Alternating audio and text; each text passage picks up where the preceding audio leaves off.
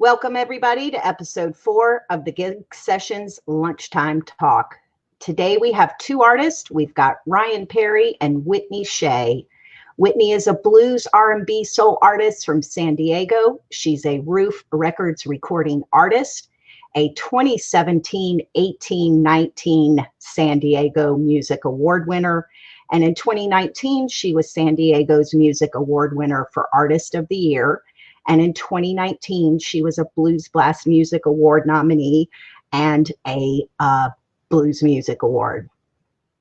Ryan Perry, like all great artists, Roof Records recording artist Ryan Perry isn't afraid to rip up and start again. Since 2007, the Mississippi band leader has blazed a reputation in the award-winning Homemade Jams blues band.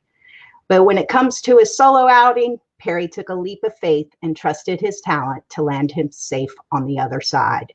2019 was his year to start the new breakthrough.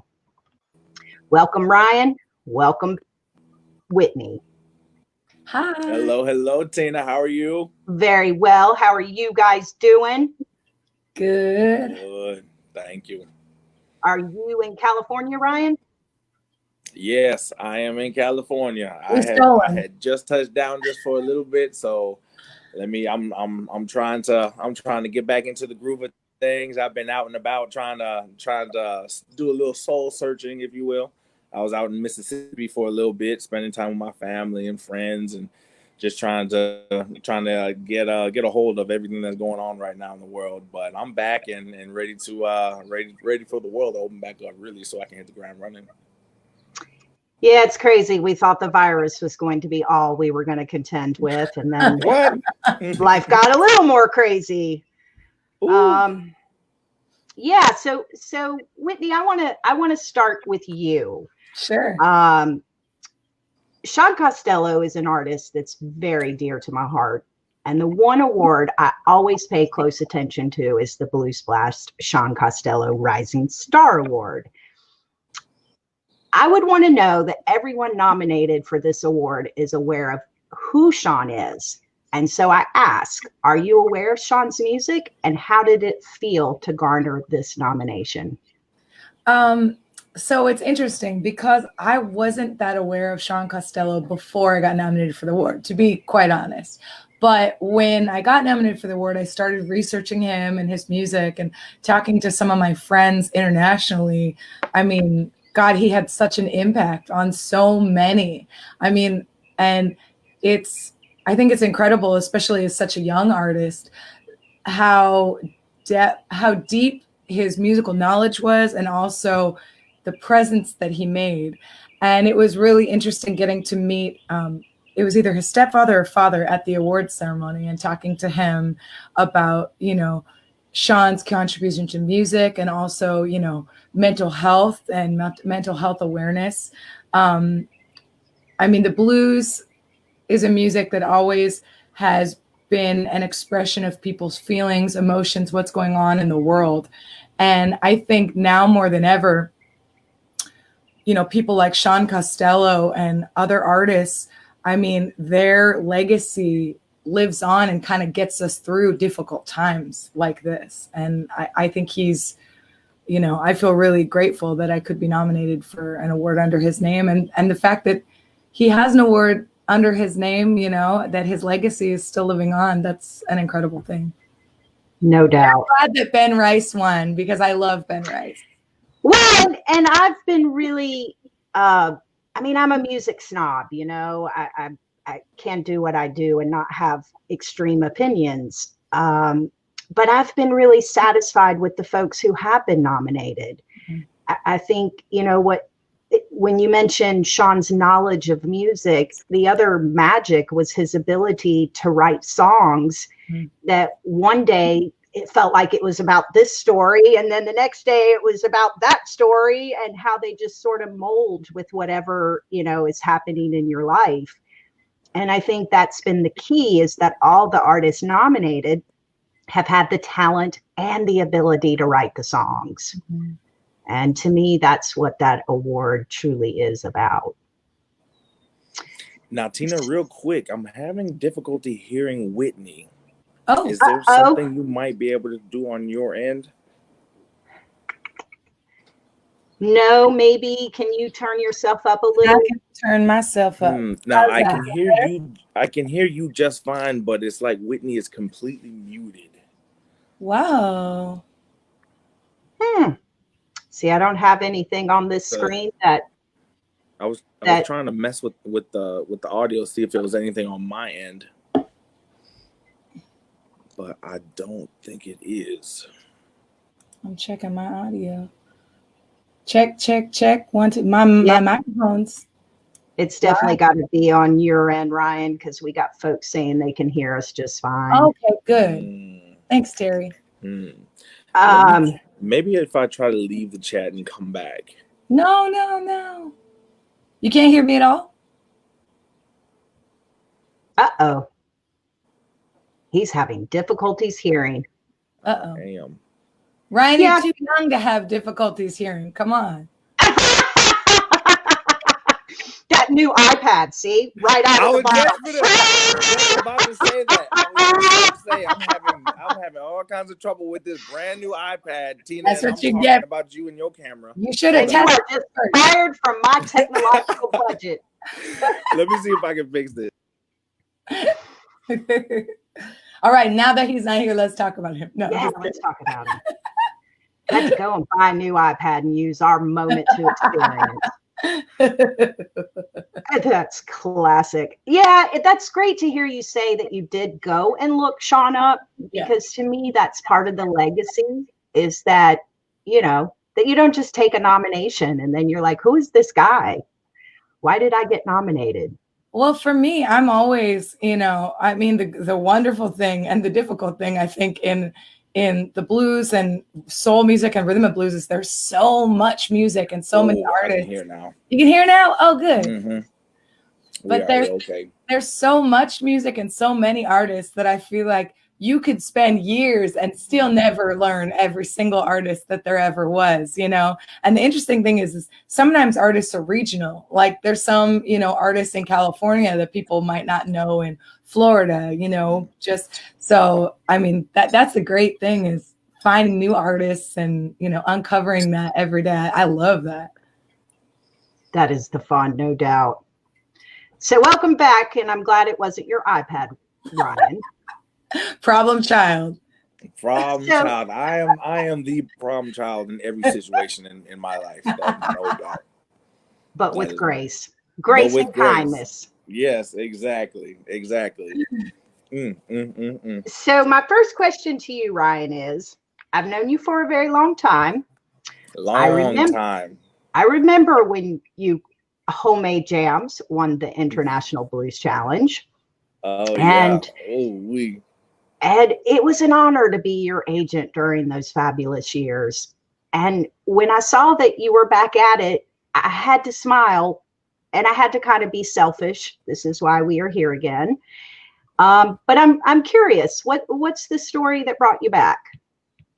It's a long trip to come back to this point now where I feel like I'm back into the music life and get to see all my old friends and fellow touring musicians again and whatnot. But Tina, like you said, we've known each other since I was a teenager. April 1st, I just turned 28.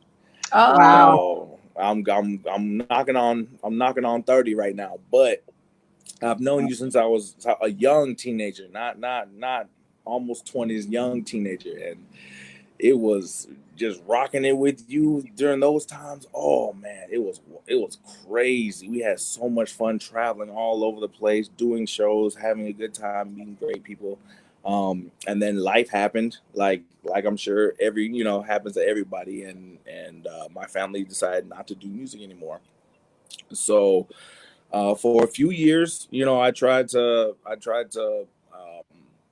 make another band and keep on going, but I ultimately decided just to take a break for a little while, and then got the opportunity to move to California 2 years ago, and decided to take it And, I figured since I'm, not doing music and not doing anything particular career-wise, might as well make one dumb, crazy mistake before I settled down and went to California, settled down in Riverside, and started making, meeting new people out here in California. And the music scene out here is amazing. Started posting videos and got picked up by Mr. Thomas Roof himself a few months back, really, not even a year ago. And then he threw me in with the Caravan with Miss Whitney Shay and Mr. Jeremiah Johnson. And the rest is history. I'm now, I guess officially back in the swing of things as soon as the world opens back up, and ready just to do what I love. What was the first gig of the Caravan? Was your first gig in how many years too? 6. About 6. Wow. And where was the first Blues Caravan gig? Ooh, somewhere in Germany. It was Germany. It was it was a small bar. It was the cave. It was the cave. Yeah. Small confession. We're in Germany together for 3 days. I have no idea where we went. I remember when the guy outside the first venue the next morning when we were having coffee, and he asked me where we were going, and I said, I have no idea. The young guy with the jacket, huh? Yeah, and he looked at me and said, do you know where you are right now? And I lied and said yes, hoping he wouldn't call me out on it. And thank God he didn't. But it was 2 weeks later I got home, and I'm so grateful to my Google Maps because they told me where I went, and I wrote it down. I was like, now I know where I went. Yeah, that was such a blur. That whole trip. I don't and you know. were only there for 3 days of it. I know. Yeah, exactly. You guys did this for 45 days. Your head. Try 26, okay? Yeah. No, it was like 30, I think. Well, 26 shows in 30 days. Shows over 30-something days. That was the longest run, the most difficult run that I personally have ever done. Same. Was the first leg of the 2020 Blues Caravan. Majority Germany shows. There was a show in Belgium, I believe. Luxembourg. But Luxembourg, there you go. Yeah. But over that month and some change, wow, I cannot. I learned so many things. I came back home and just ordered so many parts to upgrade my rig and upgrade just my overall traveling experience. Even my luggage had to change. It was crazy. Danny Frankie's online. Oh my God! Hi, Danny from Italy. Hey, yeah, it was so much fun though. I love it. But you didn't just come home to update a rig. You came home with a new baby. What did you Hold up. Bring it out. We can stop this right now. Oh, bring it out. There's Ryan's photo albums.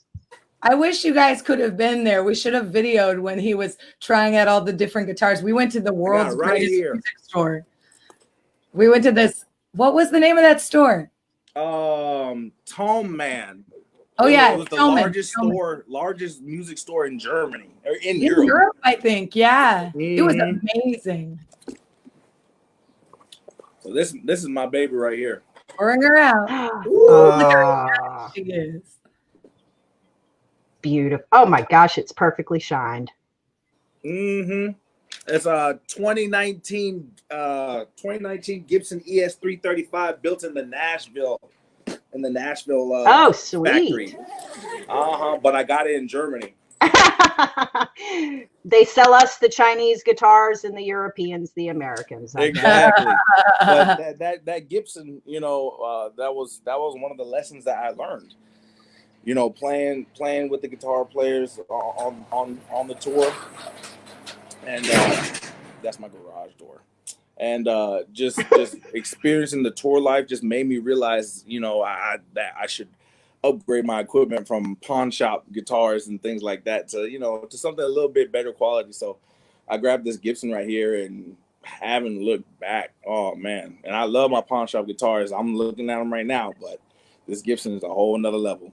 It was so beautiful to get to be there on the tour with Ryan and like see his journey, because he's so talented anyway. He has so much raw talent, but like in the course of a month, like how like much he grew, you know, as a human and as a musician. I mean, it was really awesome to get to be there and witness that. I mean, we all grew, but like seeing you from not like playing music in so long, and you know, I saw you pour your soul out night after night, and that was really cool to be able to witness that. Definitely, it was. Oh, I learned so much, and I hate that Corona happened and the world just stopped moving. And you know, we probably would be on the road right now, me and you, Whitney, doing something. You know, but you know, and I would love to see that. I would love to see you guys do something acoustic. Like we're gonna. We keep talking. We should do a live stream. You should come down here. We're only about an hour apart, but you should come down here. We should do a little live stream show. I know. I was telling. Yes, you should.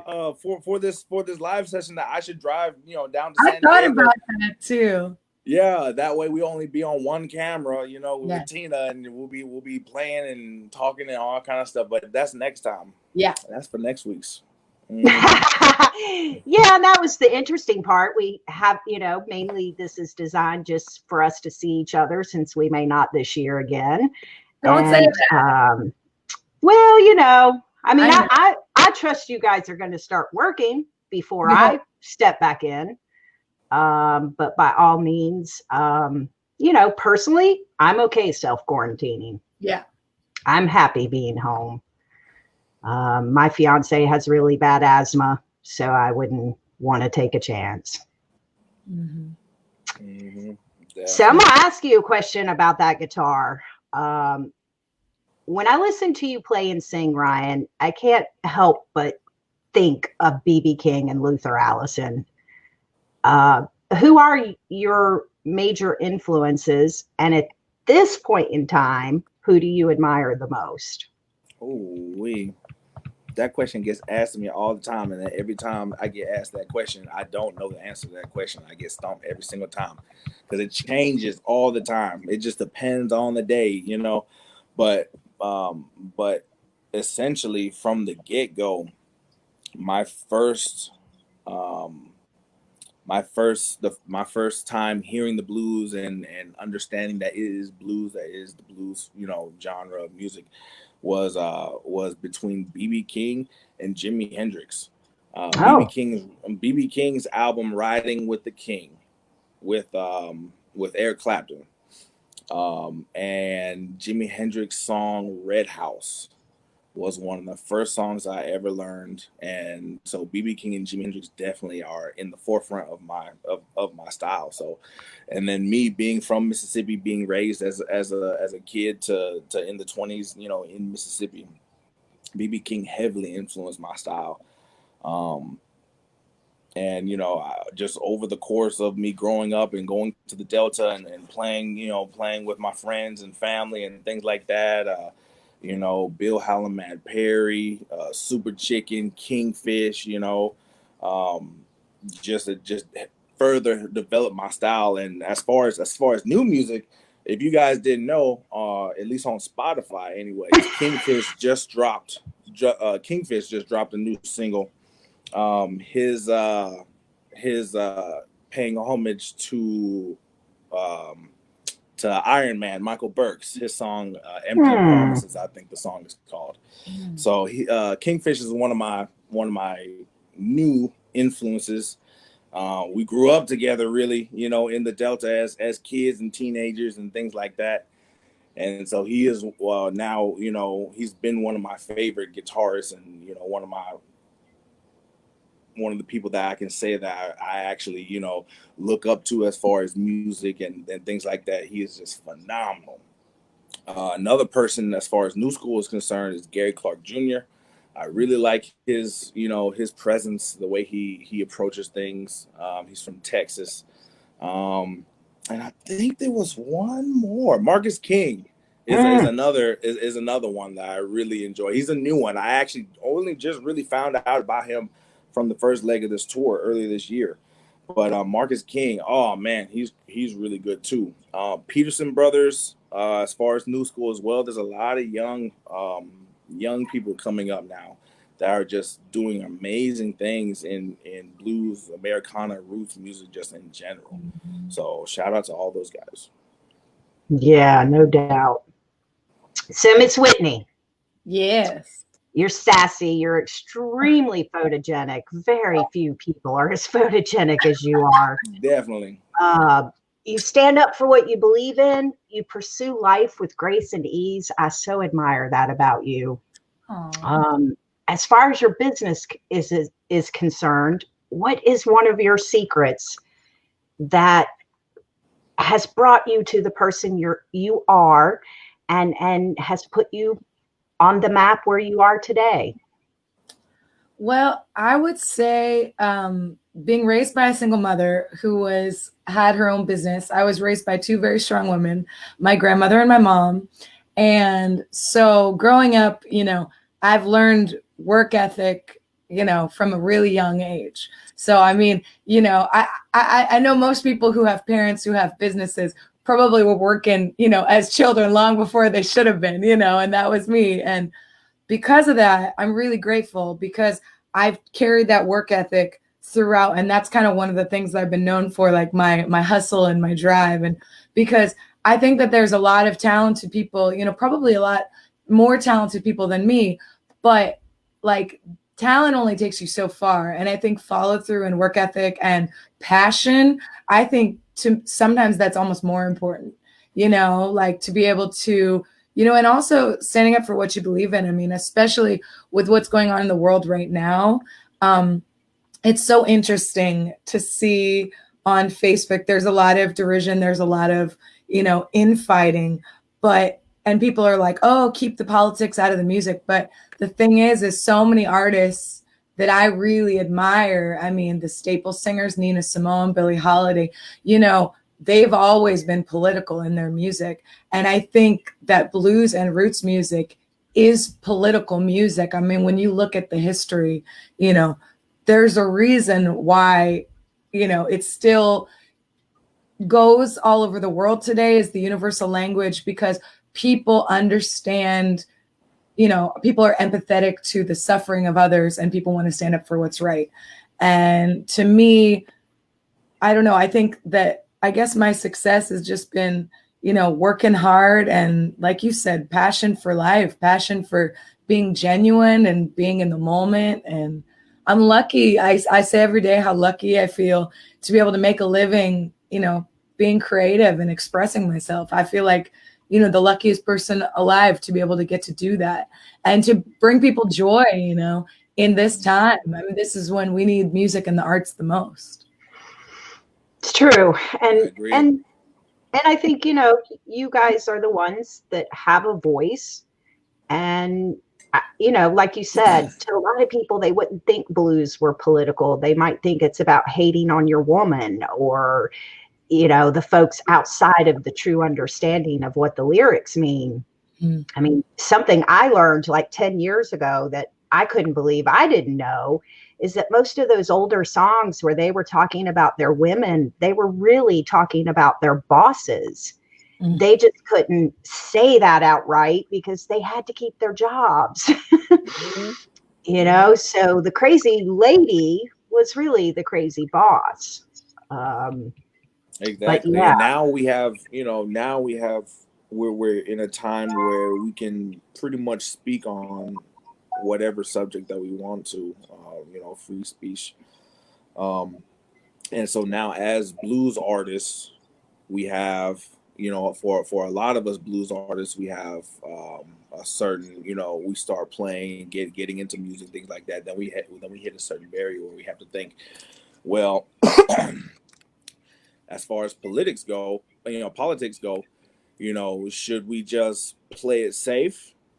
Or, you look at yourself and if you're thinking, yeah, I do have a voice, I do have a platform, I should continue what the blues, originally is for expression, of how you feel, no matter what you feel, that is what the blues is. And however you feel on whatever subject, it doesn't matter what it is, it's still the blues. So you can go that route. For a lot of us musicians, we now have a choice to make. Mm-hmm. And, you know, I've been seeing around the post on social media and things like that, a lot of my musician friends and family and things like that have been making those choices, you know, one way or the other. And I feel now more than ever, especially with how things are going right now with the world, that the people in the blues world, both fans and artists, really, you know, they've either hit that line right now or they're about to hit that line right now. And, you know, there's a big change going around as far as what the blues really means to people.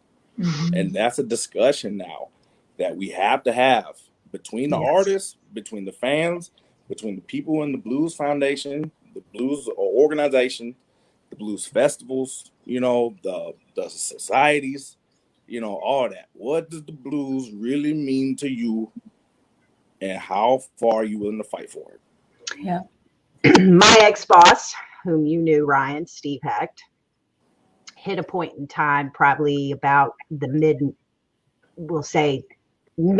to 2012, 2013, where he used to get so mad every time he would go to, say, somewhere within 5 hours from Charlotte, and they would call it a blues festival, and nothing on the lineup was blues.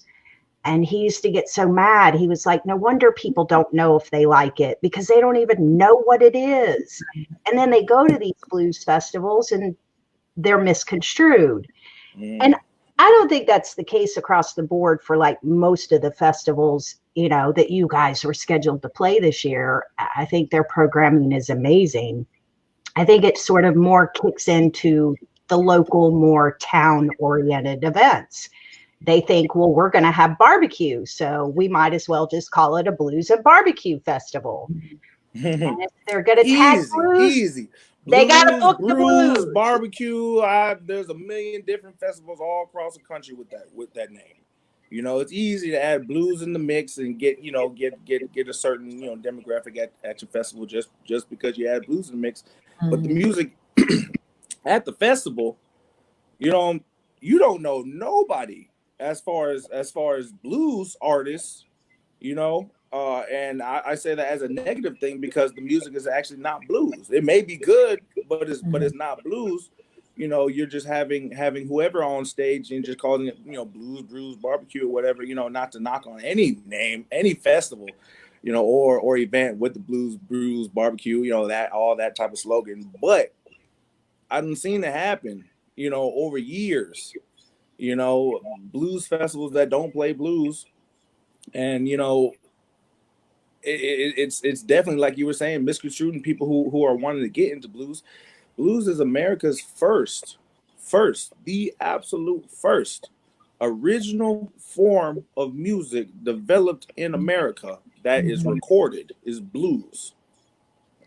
So for people not to, you know, I'm not sure. It's hard for me to speak on things of that nature right now, just because of the times that we're in.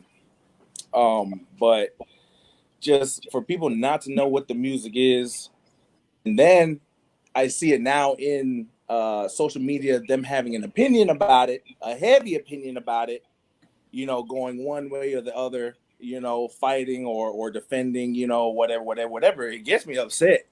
It's, you know, it's easy to get hot nowadays on social media. Yes, it is. Especially when you're talking about blues related subjects with blues fans and artists. And it's oh, sorry, go ahead. No, go ahead, Whitney, go.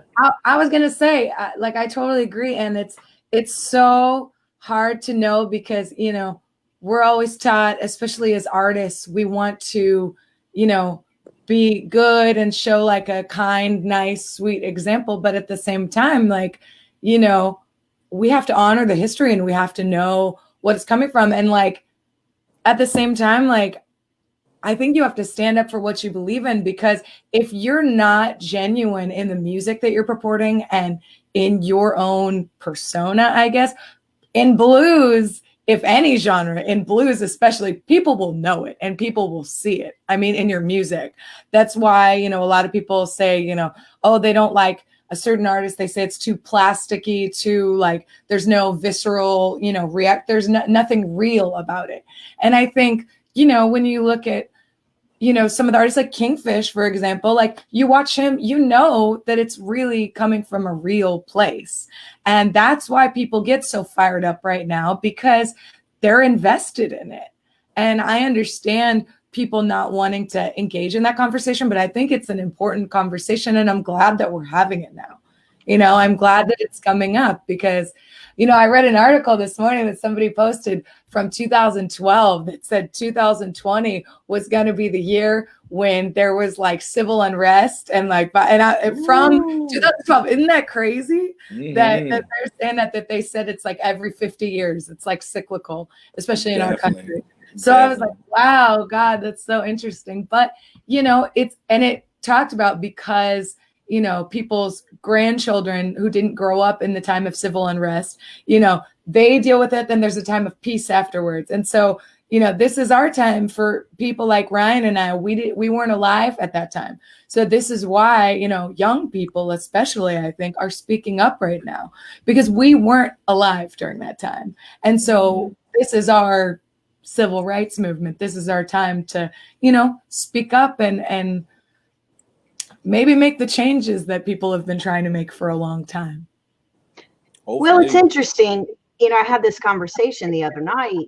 When I grew up, I had a ton of friends I disagreed with, and we had awesome intellectual conversations about our disagreements. And we learned things, maybe we persuaded each other to the other side, or maybe we learned that was a button not to push because we respected them.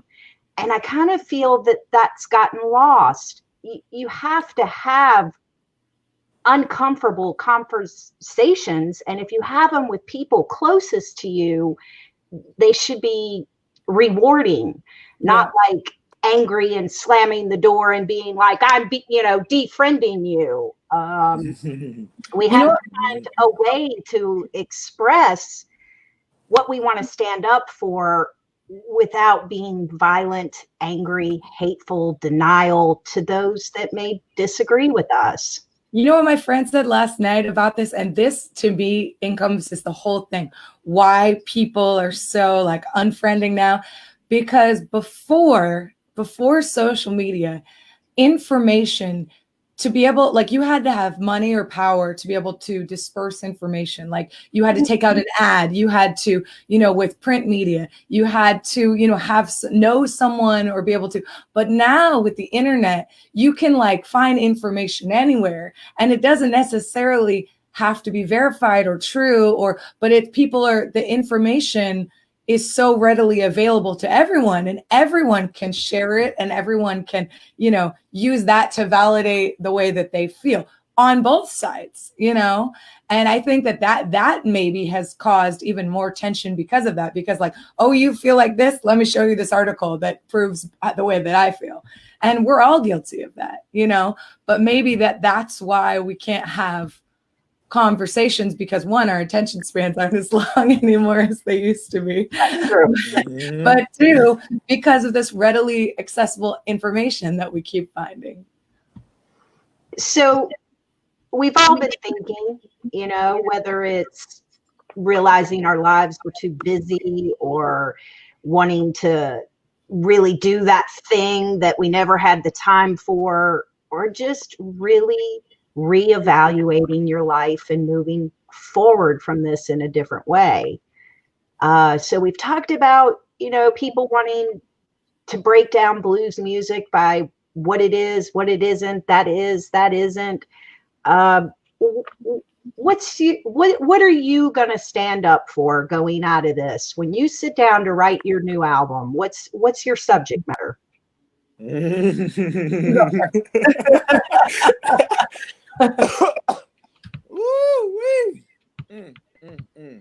I already know, just for me personally, that this next album is gonna be both funny and I'm gonna be punching people in the gut. I already know that for a fact. I'm gonna be like the subject matter for this new album, and really everybody by the end of this coronavirus, situation and you know the protesting in the streets simmer down and things like that, once the world opens back up, everybody who's in the music business should, if you know, if God's been good to them, all stars line, everybody should have an album waiting to record when we get out of this, right?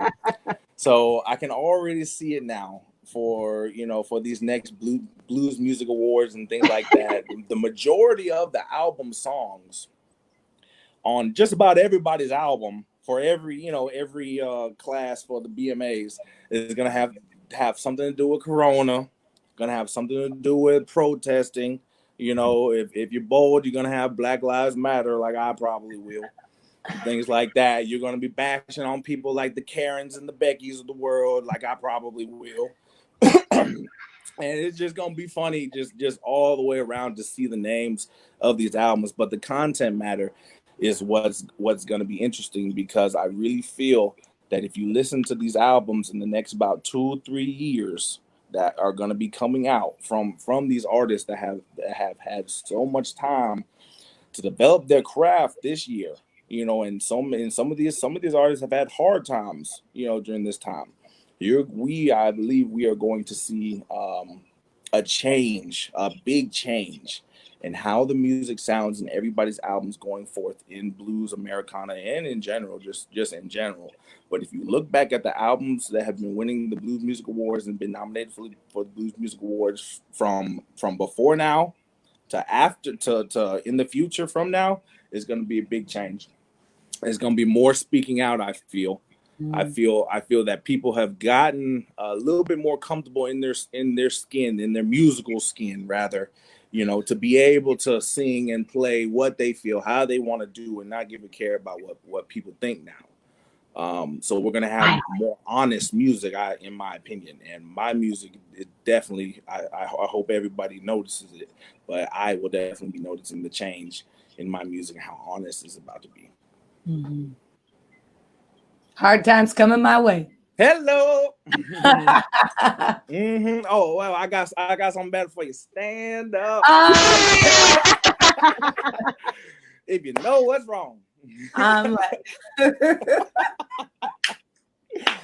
wait, Ryan, since you busted out your guitar, I gotta bust out this. This is what I need to be doing during quarantine, is practicing my beautiful resonator guitar. Gorgeous. Is that a national? No, it's a Republic. They're from Austin, Texas. Oh, that's pretty.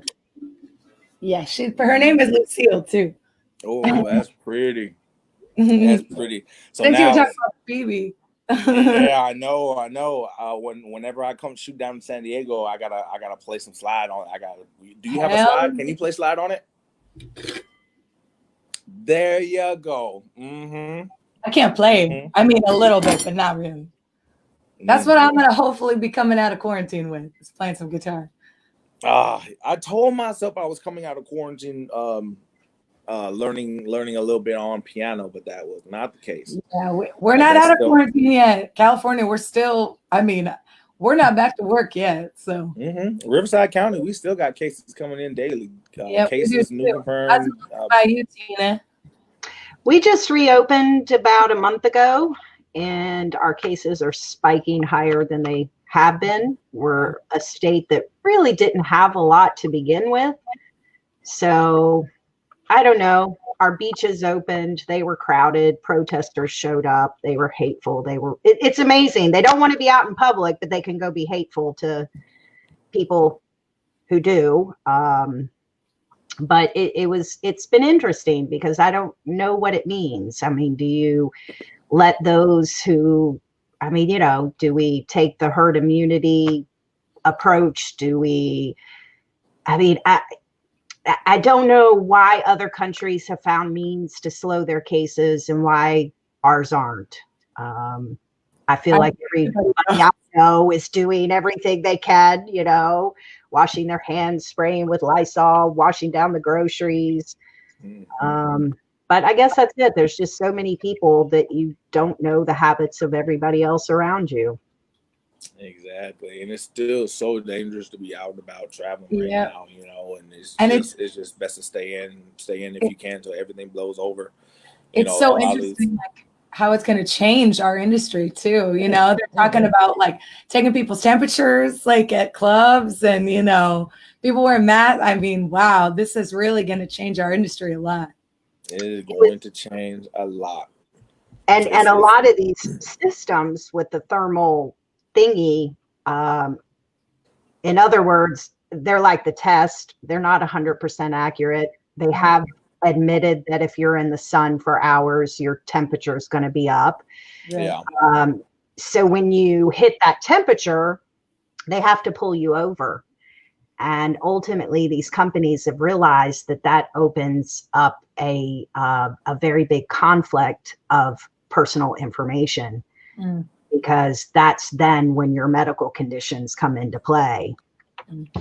So it's gonna be interesting. You know, in our world, I don't know that that's gonna be so necessary. I think you're talking like arenas and 25,000 stadium type acts.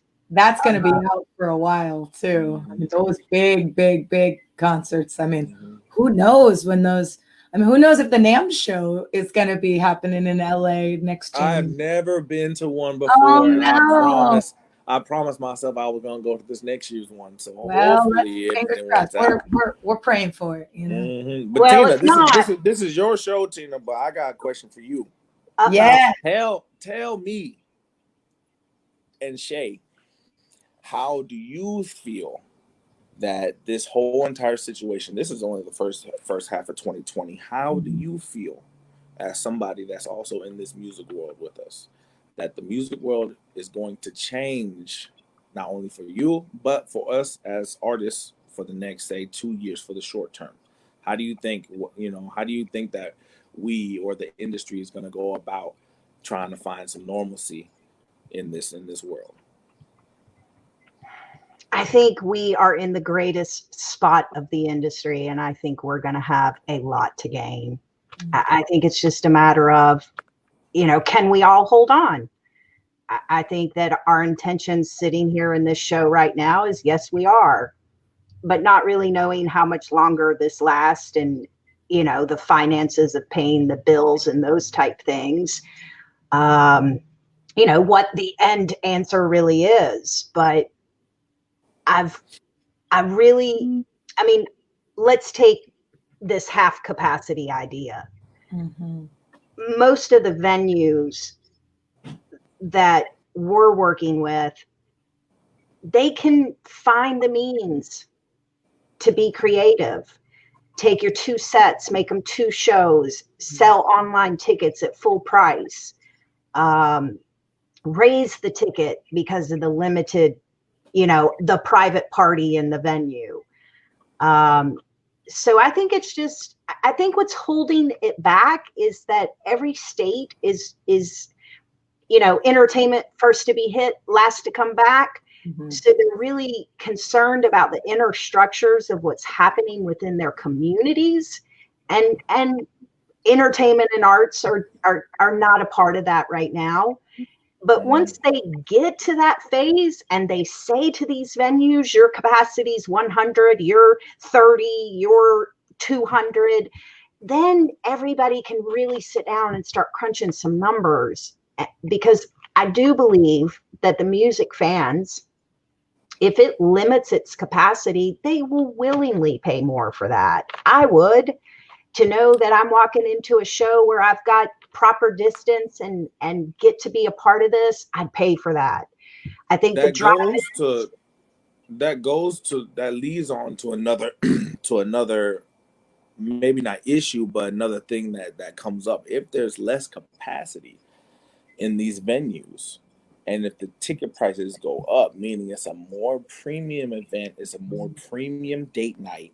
If I wanted to take my girl out to a show or whatever, it's going to cost me more. So now, me as a blues fan, I'm now more choosy about the artists that I want to go see now. Now, before I used to go out, I used to go down the road at the hole in the wall for $5-10 and go see 3-4 people in the week. Now it's $20-30. I'm only going to see one person in the weekend. Who's it going to be? you know, but I'm going to say leads this, to a challenge to the blues artists and just artists as a whole. You may be hanging on now, but like you said, the music industry or the entertainment industry is always the first to go and one of the last to come back. So when it does come back, if you as an artist haven't been honing your craft, if you've been slacking, if you've been slipping, then because everybody's going to be standing in line when the world opens back up, like in the big old race, all the artists in the world. I hate to say it, but that's what it's going to be. So when the world says, okay, go, y'all can start playing again, it's gonna be you're definitely gonna see the big difference. And because the blues fans are choosy, it's gonna be more cutthroat, I feel, as far as the artists. This time right here, I feel, and I've been telling all my friends this, this time right here is a very important time in your life if you're in the music industry or entertainment industry in any form or capacity, because when the world cuts back on and them lights cut back on, everybody is essentially on the same starting line. So you got from, when the world says go, you need to have prepared all this time for a very good jump start, because everything's going to change. A lot of things is, way to light a fire under my ass, Ryan. No, it's so inspiring, though. He's so right. As a bad thing, but I'm saying you're so right. This is like a crossroads. I keep telling everybody, this is a crossroads in everybody's life in multiple areas. This doesn't have to be about music. This could be anywhere. Shout out to Angela, my older sister. Hello. Oh, she's beautiful. But this doesn't have to apply directly to music, but this applies to everybody in just in most forms, career-wise, whatever. Once the world opens back up, if you haven't adjusted to how the new world works now, let's just keep it in music, in the music industry, you thought you were being left behind before, you are going to get dragged through the dirt when the world opens back up. And, us as artists and, musicians and people in the entertainment world really need to open our eyes and get ready for it. This ain't the time to be sitting down quarantine eating potato chips. This is the time to be working out, getting your chops up, getting, everybody get ready, because the world is going to choose, who it wants to shoot forward as the next, that's the next like super, I guess, group of artists to blaze the genre forward. And I feel like we're gearing up for another one of those. You're so right. And keep in mind, when I answered your question, I was talking about us in our world, because obviously when you talk about the ability to go see three guys at $5, I think that maintains at $5. And I think that's why the rest of your point is so on target, because I've been saying as an agent that the world is overcrowded, and it is. And if this is the moment to make all of you step up your pace and be the best artist you can be, I'm grateful. Because again, the blues is a family, but to me, this is entertainment, and I don't have to like all of it. And I'm personally not going to. I want unique and original. And if someone, I get told every day, Ryan, that my roster is not blues enough.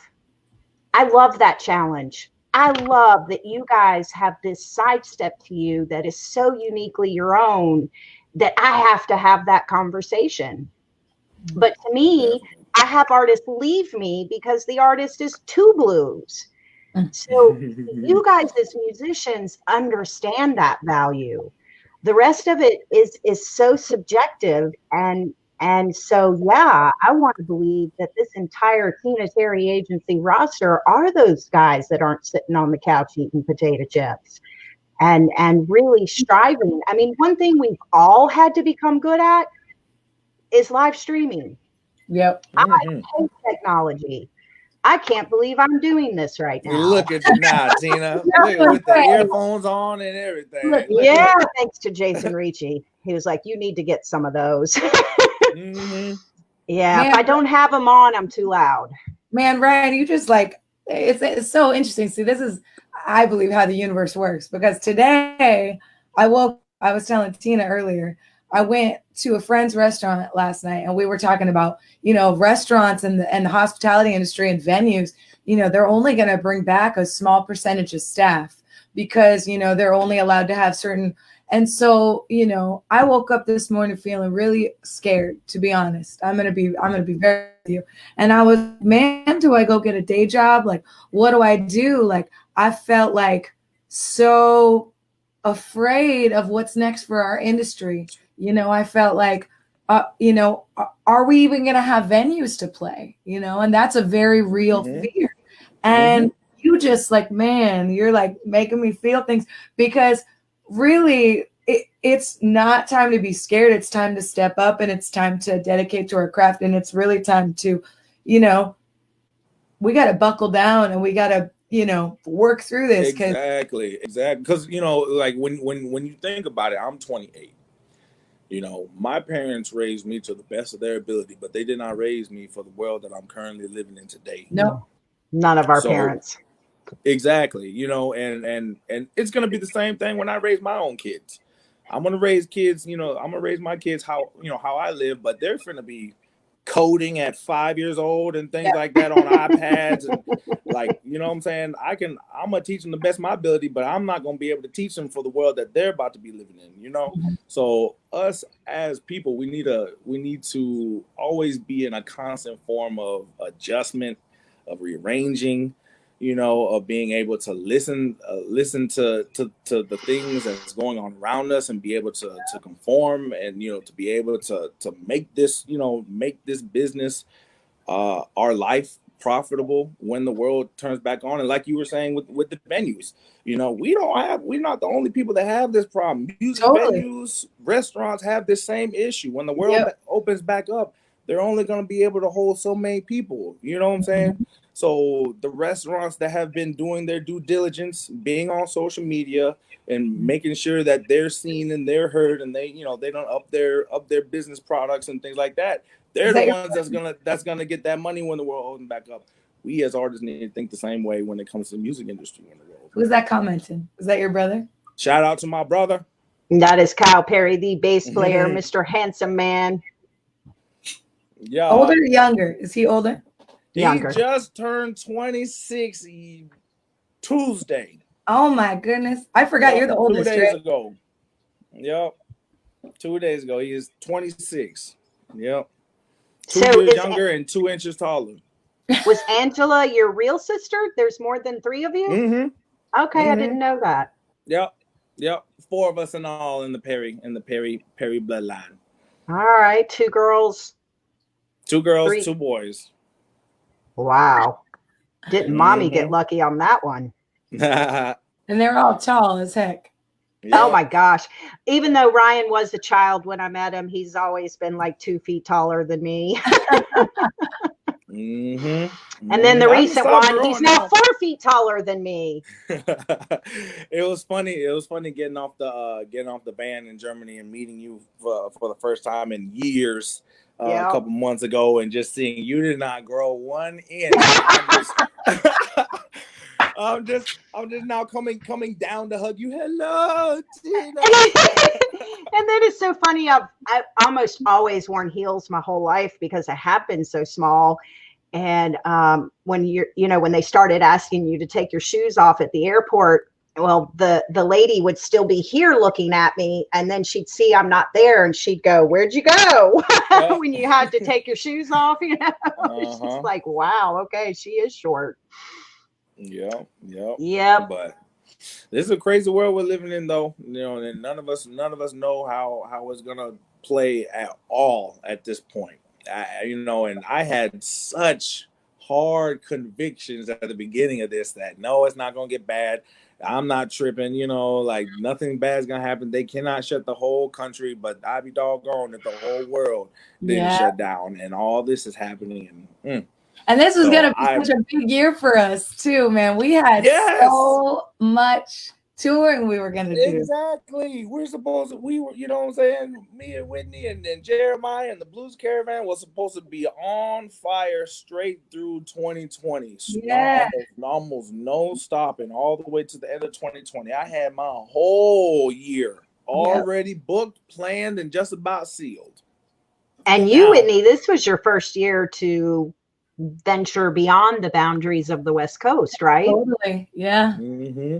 It was a big year. I mean, it was my first solid year of touring in Europe, and I've never toured in the US at all. So it was going to be like a big year for me. And yeah, man.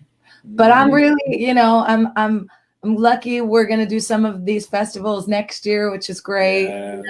I'm hoping we're going to come back with 2021 with a fire. And we're going to have new albums, To be honest, I really think that, we can make this benefit us even more so as if it didn't happen. Because say, 2020 happened, we go through our tour year, and then 2021, everybody's on our own, doing our own thing, yada yada yada. That's all fine and dandy. But now, with the world stopping and things like that, we have time to breathe. We have time to relax. We can, woosah, meditate, all that stuff. Yeah. Like I've been saying, hone our craft. In 2021, everybody's got their eyes open, trying to see all right, who am I? Who's gonna be my, my artist that I'm gonna follow for the next while. Who's gonna be my, the artist that I constantly recommend now. Things like that, and because everybody's eyes are going to be even more open in 2021, I think we can make this work even more to our. We got to work our acoustic setup too, man. I can't wait for that. Yeah. I can't wait for that. Yeah. Mm-hmm. Especially with Tina here working with us. Yeah. Well, the pressure. The pressure. No pressure. Yeah, because I feel like one of my biggest challenges is that when these venues come in at a lower capacity, I mean, the name of the game is ticket sales. Yep. So the ticket sellers are always going to get a priority, but they're going to have the biggest priority when the gates open. Because again, if you got to raise the ticket to make it work, who's in that space that the fan base would follow. So we all have a lot of work and focus to be done, but that is the beauty of this moment. Sometimes I had someone say this to me: when you're doing the same thing every day in the daily grind, it becomes a part of what you do to get things done. But when that's taken away from you and you rethink how much time you're wasting on things that aren't delivering results, it's your gift to get rid of that and focus on where the quicker, better result comes from, because not always is that quick. And that was probably the first thing I noticed. It's so easy to sit at this desk and get lost in that email and try not to go on social networking unless it's a message, because then you're there for 40 minutes. So yeah, I'm excited. I'm excited about where this goes. And really my main focus is just holding on to get there. Really, that's the biggest takeaway. If I could just sum everything up in just a few words: hang on. Hang on. Because the ones that do it, the ones that are gonna make it. Hang on. Hold on for dear life. Hold on. Hold on. In the words of Bernie Howard from Alabama Shakes. That's right. Oh, I've so enjoyed having you guys. Such a pleasure. Oh, it's so good to see your face, Tina. Oh, likewise. When the world open back up, we all going out for some tacos. Yes, we are. Come to California, Tina. Come on. And I'll be the one with the margaritas. Oh, I'll be there with you. Okay. I'll meet you at the airport with some Exactly. Oh, thank you so much, and hopefully, yes, we will be talking soon. You guys enjoy the rest of your week, and we'll talk to you soon. Thank you for us. Oh, definitely. Bye, guys. Bye.